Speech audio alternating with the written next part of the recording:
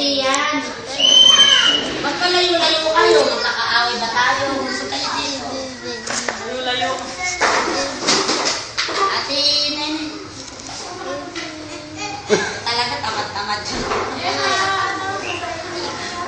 Okay. So, kaya ako nagpatawag ng meeting ngayon. Gusto ko Christmas party na natin bukas.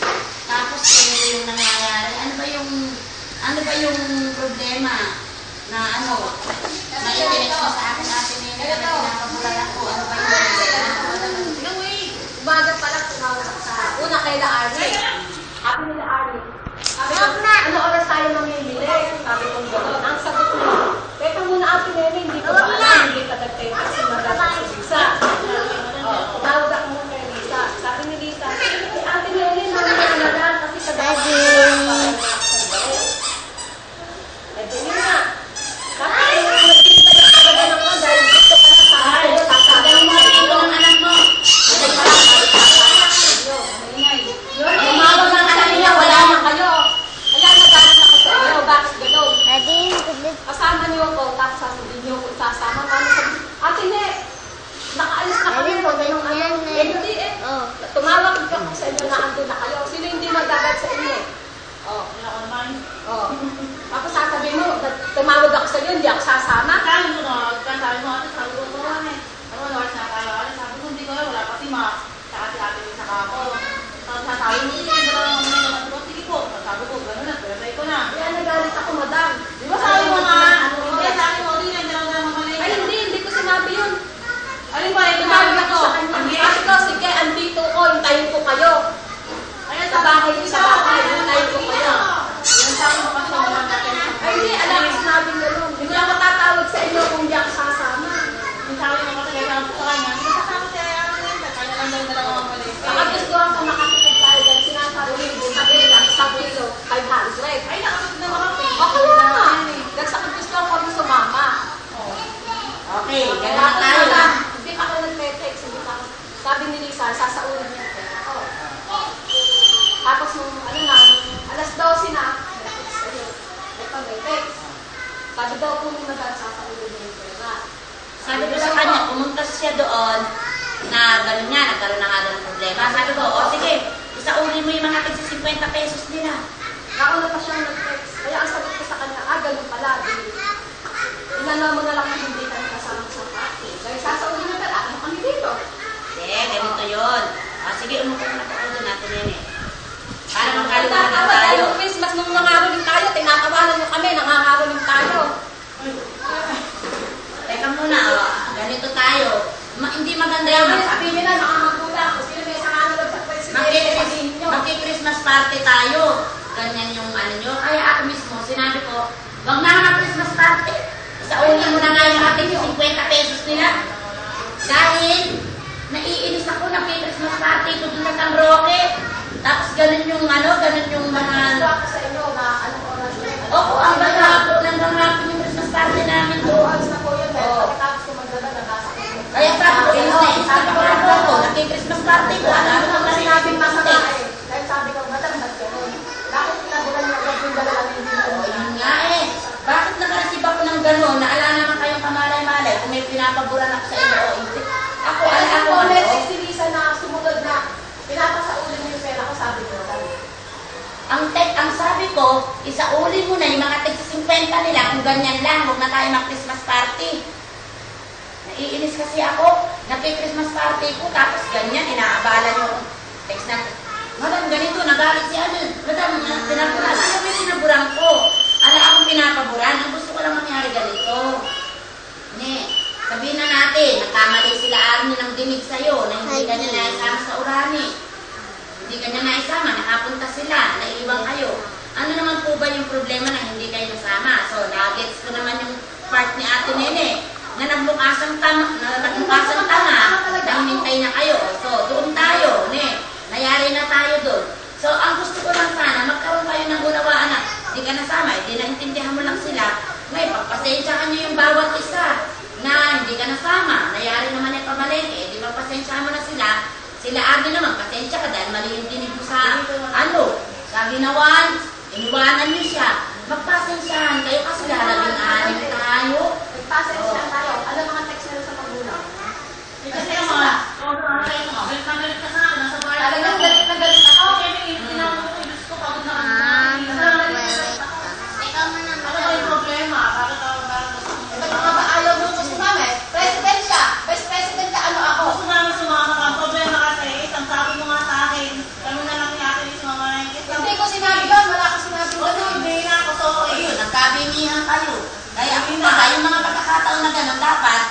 kinakalampas nyo na. Magkunawaan kayo.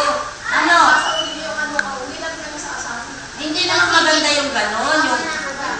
Kasi, bago ko sabihin na ito, sorry, si Kuya Carona, text ko sa akin na. So, kung ganyan lang din, hindi na kami sasama sa Christmas party. Sa inyo na, regalo ng mga bata. Bago ko tinext yun, nakapagod mo na yung text mo na isasauli mo yung pera ko. Kaya kasi nung binulyawan mo sila kami, hindi. Dinig na dinig ko sa cellphone. Hindi na! Ako naman yung tito mo. Ultimo resibo.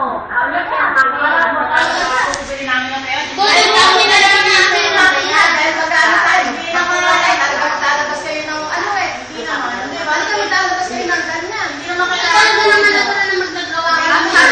Hindi ako nagsabi sa inyo na wala akong tiwala sa inyo. Kayo ang nagsabi sa, kayo nagsabi na sa inyo nagmula na, bakit wala ka ba tiwala sa amin? Ayun na nga Hindi ko eh. sinabi yun. Nasa inyo na ano. Eto, ako may saloobin ako. Hindi ko trabaho to. O talaga. Sino dapat na nagtatrabaho to? Oh, umpisa pa lang na hindi sinabi ko. Sa inyo, malabo ang mata ko, hindi ako pwedeng dahil ayaw niyo yung mga bunagka. Umpisa pa lang na hindi sinabi ko na, di ba? Hindi ko makakano. Kayo dapat na may trabaho. Ito, teacher mo lang ako, chichikin ko lang ang gagawin. Ano sabi niyo sa akin? Di kayo ko na bumahala dyan. Sabi ko nga kayo dahil hindi ako mag-ano dahil malabo ang mata ko. Oh, di tinanggap ko, tinrabaho niyo ko yan. Ultimo liquidation, pagpunta sa munisipyo, ako gumagawa. Samantala kayo dapat. Ako kukuha ng pera, ako na mamalengke.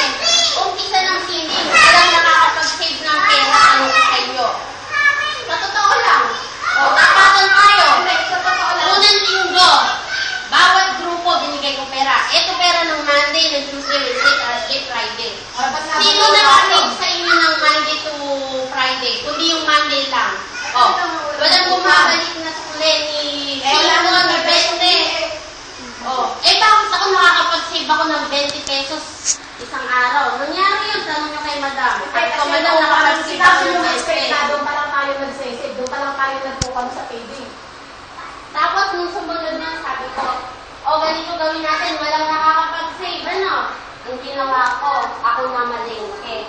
Araw-araw na mamalengke ko. Nung una kasama ko sila Arnie dahil walang gusto sumama sa inyong nanay. Tara, bumili tayo. Hindi ako pumupunta sa munisipyo mag-isa na kukunin ng budget. Tanong niyo yan kay Arnie. Dahil alam ko ang kaisipan ng lahat. Ayokong butasan niyo ako. Sabi ko, Arnie, hanggat maaari kasama kita pagpunta ng budget. Ayokong isipin nyo na pera ng budget, kukuhanin mo mag-isa sa rilinin ko.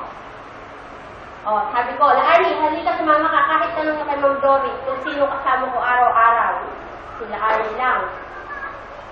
Noong binigyan ni Madam yung pera ng Caroline, ito ang malinaw na tanong. Sabi ni Madam, Ate Lisa, hawakan mo yung pera ng Caroline. Ang sagot ko kay Madam, Madam, bakit po sa akin? May treasurer tayo. Ayoko pong humawak ng pera. Dahil una pa lang may kaisipan na si Ate Nere. May saloobin ako. Minsan linggo sinabi mo sa akin, kukuha ako ng notebook kay Madam.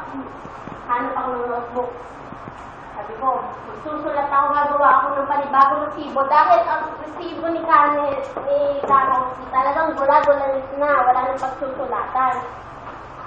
Oh, andito lahat ang mga resibo.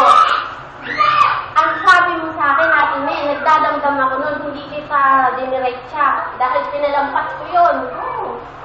Sabi mo, bakit gagawa ka ng bagong notebook? Asan yung dating notebook? Itinapon mo? Bakit itatapon, Ate May? Ako may pinag-aralan akong tao. Lahat tayo, lahat kailangan nakadetalye, alam mo yan. Hindi mo ko dapat pagsabihan natin, alam mo, matanda ka sa akin, ginagalang kita. Pero sa pagkakataon na yun, ako may sasalita sa'yo, may saloobin ako sa'yo. Si Ate Nene, may nahanapan ako nito. Ang ginawa ko, hindi mo nalalaman.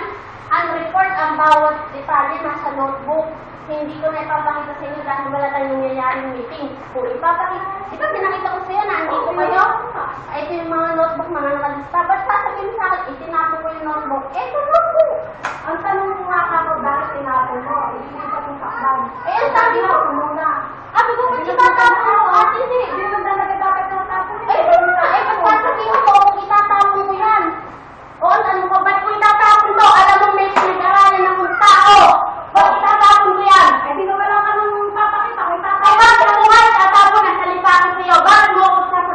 Itatapon ko to. Ang tanong ko sa'yo, bakit naitapon mo? Eh, parang naman ang sagot ko sa'yo, ba't ko itatapon atin niya? Kasulatan niyan.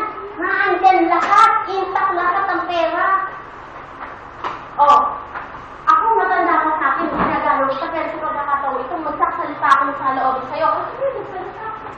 Ngayon, simula ngayon kayo gumawa ng report, kayo gumawa ng investigation. Meron sa'yo din ako. Ganyan pa lang din, meron sa'yo lang ako. Diba? Malakas ang loob nyo, kayo nga yung mamili roon. Oras mismo kada may text si Madam. Pag nag-text si Madam, Ate Lisa, kunin niyo yung tubig doon sa feeding. Para sa feeding, dala-dala yung balde, walang siya-siya. Nasasagap namin yung init ng araw at kasama ko yung anak ko. Wala kayo naririnig sa akin. Bumagyo, bumaha, wala kayo ito. Sino katulong ko? Si Ate Baby. Pagka-oras ng pagkain na andito kayo lahat. Yan ang dinadamdam ko. Totoo yan. Ako mismo ang nasasaktan. Hindi niyo lang alam. Dahil pinapala ko lahat yan. Dahil araw-araw sa anak ko. Nag-aaral ko lahat ng pakis-kita. May bibigay ko sa inyo. Ngayon, sa pagkakataon ito, ibinapabaya ko sa inyo na ito. Ayun na. Sa inyo na. Yung perang iyan.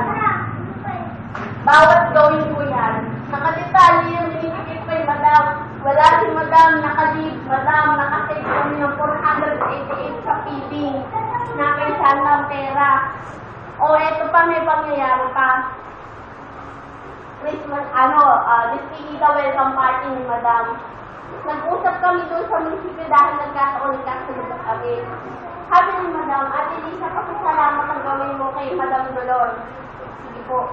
Ano po ba gusto niyo regalo? Mahilig ka sa kwintas. O sige, Madam, bibili ko. Total naman pupunta ako ng Balanga. Hindi alam ni Madam, ibibili ko rin siya ng regalo dahil parang hindi naman magandang tingnan. Nabibigyan natin si Madam Dolor, pero ang mismong teacher natin hindi natin bibigyan. Hindi yata magandang tingnan yun. Kahit kayo mananamagi sa sitwasyon, teacher natin, tapos isang in-charge, yung isa ng bibigyan natin, magdadamdam si Madam, hindi natin siya bibigyan. Ako nag-isip ng paraan, hindi ko man sinangguni sa inyo lahat. Binili ko lang po dahil pupunta na ako ng Balanga, ibinili ko sa mga ng regalo. Hindi nyo alam. Pero, pagkayanin ng nakaraan na yun, sinabi ko naman sa mga officer, eto, binili ko ng regalo sa Madam dahil parang hindi magandang tingnan. Na ina lang bibigyan natin ng regalo. Ang sagot ni Ate Nelly sa akin, dapat hindi mo dinesisyon na mag-isa yan. Alam mo, Ate Nelly, kasalanan ko, hindi ko dinesisyon na mag-isa. Pero, pumunta kasi ako ng Balanga, ang pakay ko, bumili ng regalo, sinabay ko si Madam, sabi ko, pagkatapos na ng okasyon, yung ko sasabihin sa inyo. Yun yung 400 plus. Ang nangyari yun, di ba wala naman kayong binigay na pera? Wala naman ako kinuhang pera sa inyo para sa regalo ni Madam. Sumagot kayo. Kung may tinigay ako sa inyo o hiningi ako sa inyo na magbigay kayo ng 50, magbigay kayo ng 100 para sa regalo ni Madam. Wala. Diba wala? Wala. O, ang ginawa ko, saan galing ng pera? Inipit ko. Yung pera ng feeding, binudget ko. Binawasan ko yung pagkain ng bawat araw para lang makasave. Tapos, yun ang pinangkuhanan ko ng pagregalo kay Madam. May pangyayari pa.